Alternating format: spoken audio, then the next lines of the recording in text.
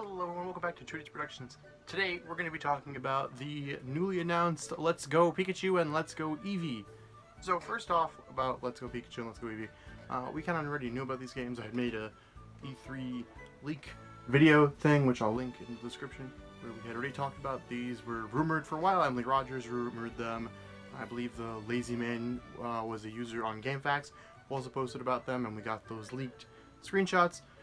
Along with that Lapras screenshot, and if you want to know more about that, I'll link to that video below. So, we knew about these games going into this already, but Pokemon had a press conference out of nowhere and dropped the news, and we got Pokemon Let's Go Eevee and Let's Go Pikachu. We got Pokemon Quest, I think it is, which is like this app game thing that I don't care about, but I'll put up a thing over here so you can like kind of get a gist of what it is. And we got the announcement that we are going to be getting a main... well, not a mainline, because Pokemon Let's Go is a mainline game, but like a more traditional mainline game next year in November, which I will predict the when we're going to get it now. It'll be right here. I'm not going to tell you because I have to do the numbers, but it'll be right here. And that's when that game will come out. I'm predicting now because I got Let's Go Pikachu and Let's Go Eevee's date right 3 months ago, and everyone told me I was crazy and it wasn't going to happen and blah, blah, blah, and then 3 months ago, I predicted it right. November 16th, 2018, that's when it's coming out. So, I want credit for that. I want credit. So, Let's Go Eevee and Let's Go Pikachu are kind of main series games and kind of Pokemon Go. So, you're going to have your regular main series mechanics. You know, you walk around, you have trainer battles, you have, presumably there will be gyms and that kind of stuff. That's all there. But instead of wild Pokemon encounters, you're going to have Pokemon Go-esque encounters. So what does that mean? Well, first off, Pokemon will be appearing in the hub world. So you'll just be seeing them walking around, and you walk up to them to interact with them. And I'll have footage playing so you guys get a better idea of how this all looks and how it works. But you go up to them and interact with them, and then it'll go into a Pokemon Go style game where with a Joy-Con you have to motion to catch the Pokemon.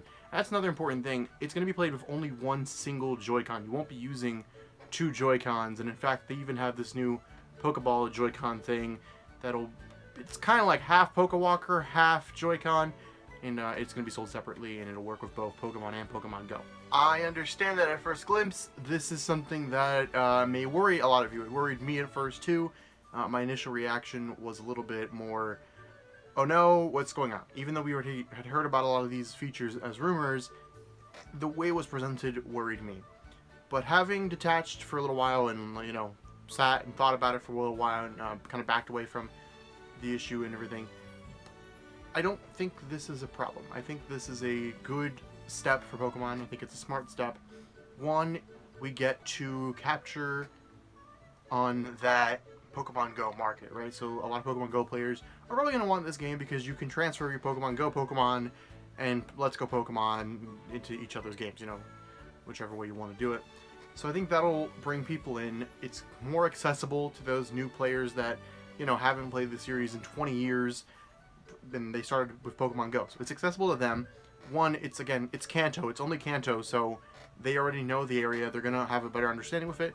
And characters like Red and Green, as we know from the leaks, will be interactable, and you'll be able to talk to them, and they'll be appearing throughout the story, so it has that. And presumably, if Red and Green are here, we can... It's not 100% because we did see Team Rocket with regular Team Rocket R's instead of Rainbow Rocket R's, so I'm not 100% sure that this takes place after Alola, but I feel like it's pretty safe to say it takes place after Alola, just at how much gesturing towards Kanto there is in that game. So we have a casual market looking into this one, and a main series game coming next year. This will get the casual market at, you know, buying the Switch. They'll be on the Switch, and they'll be ready for the new game next year. And for the rest of us, all this means that, one, you have a little fun, kind of a spin-off, kind of a main series game to go play this year, and next year you get your regular Pokemon game. And that game has been in development since E3 last year, so that is the game they were talking about. But I don't think it's a negative thing that this Pokemon game is going to have more than 1 year in development. I think that was an issue that we had with games like Ultra Sun and Moon. You know, a lot of people are tired of how Pokemon has been since, you know, for Sun and Moon.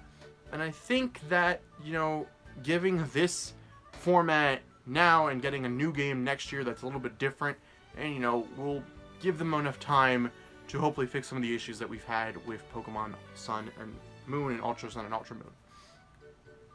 I just think it's an interesting idea that this could be the shifting point in Pokemon.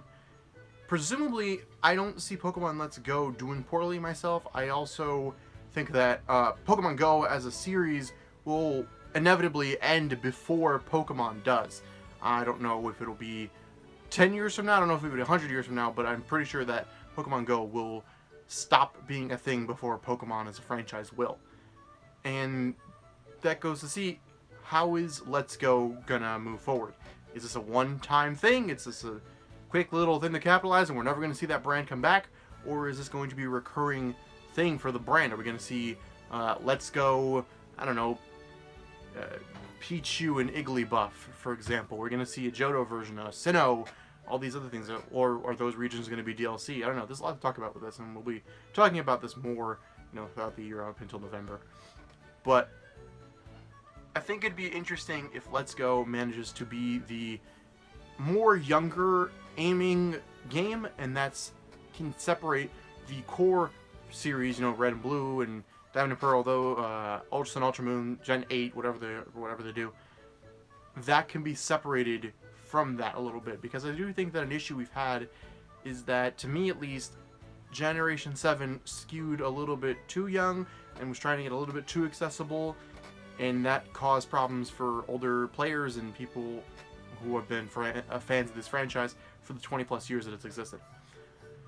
Whereas, now that we have a game that is accessible and for younger kids, I think that Generation 8 has the opportunity to move forward in a more like a Gen 5 type of thing. You know, we can get a deeper story, we can get a little bit more complicated than we could have before because of the oversimplification for younger players.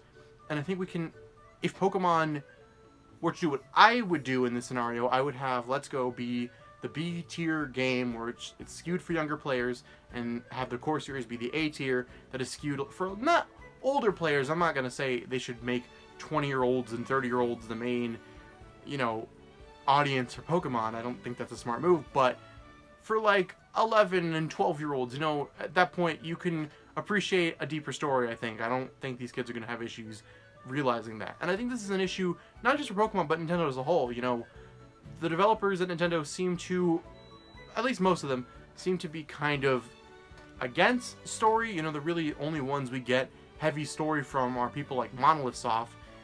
And I think that that's kind of a thing of the past now. I think that's going to be something that Nintendo needs to adapt to, because we see games like Detroit Let's Be Human and God of War, which, even though, yes, these are for older players, they have a story, and story-driven games are really picking up now, even more than they were in the past few years.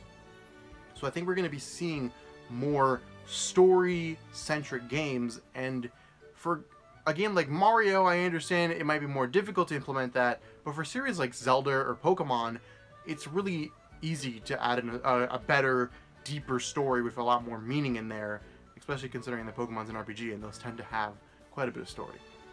So I think, like I've been saying, this is a good move for Pokemon, this is a smart move for Pokemon. I don't think we have to be worried about it. I think we can all calm down, and I actually got to applaud Nintendo here and Pokemon Company a bit, because they knew they were going to get backlash on this, so much so that they announced that the main game is coming next year. They, you know, same thing with E3. They know they're going to get backlash for this, and they are getting a ton of backlash, which I think it's fear-based, because we're all worried that this is going to be what it's always going to be from now on, but I don't see it being like that. This could be a one and done. Hopefully it becomes a series for younger players, so that we can, you know, branch out a little bit more in the Pokemon world. And I don't think it's a bad idea. I think it's a good game. I think it'll be fun, and I think that once the game releases, people will be a lot more, you know, calm and easier about this, as they usually are. But guys, what do you guys think of Let's Go Eevee and Let's Go Pikachu? Which one will you be picking up, if any? Do you like the idea? Do you hate the idea? And remember to like, favorite, comment, subscribe, do all that fun stuff, and see you guys next time.